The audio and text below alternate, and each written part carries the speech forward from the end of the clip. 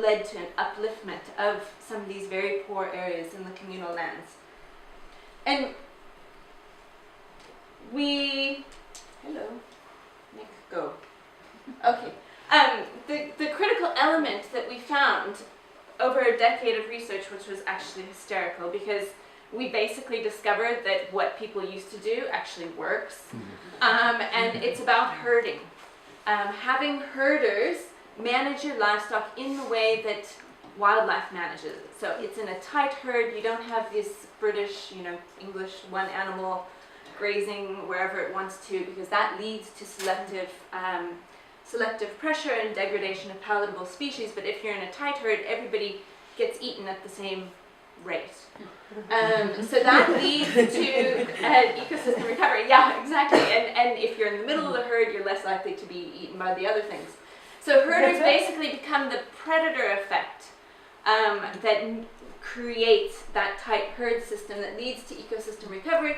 And as part of the conservation NGO, we tapped into government job creation funding to create professional herders so that kids could go back to school and we could have dignity in the career of a professional herder.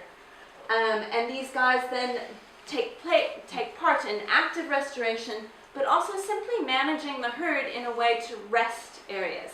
And because it's grass, and those of us who have had a garden, it comes back in a year. This is 1 year's system of rotational grazing. But the question was, how do we sustain that, right? How do we sustain these herder salaries if there's no market access or no way to sell the animals? What is the financial incentive?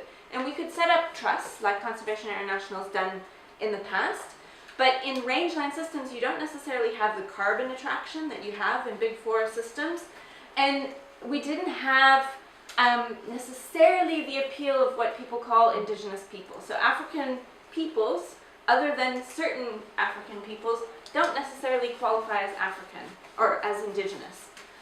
So there was a lot of questions around how to do that, and we thought, how do we use the fact that the demand for meat was increasing in Africa, and actually, frankly, globally, just with human population, in a way that we could produce this sustainably to regenerate systems.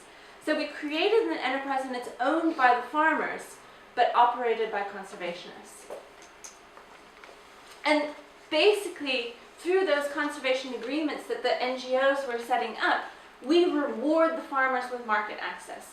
And we use a commission rate as the additional incentive. So the better the ecological outcome of the rotational grazing, the lower the commission rate that the farmers pay. So we influence that through our conservation agreements and gradually increase, and we're able to do that as a business because the healthier the environment, the better condition the animal is in, the more marketable it becomes. And that was great, and it works really well for auctions, but in areas where there is a disease zone, where the wildlife exists, we weren't allowed to trade live animals. So with Peace Parks Foundation, we ended up having to do these mobile slaughterhouses. So we bring the abattoir to them so that we can train and slaughter and process next to those areas and actually bring the market to them that way. We've already got 350,000 hectares, and our goal is 1 million by 2023. We actually have about $1.4 million in livestock sales every year now, and our goal is to get it to about 6 million annually through our livestock auctions. And basically, within the next 3 years, we're trying to reach 9 million households. These households that are living adjacent to those transfrontier conservation areas, that are in those critical wildlife corridors that are important for conservation. So, can cows be a tool for conservation? We think so. Thanks very much.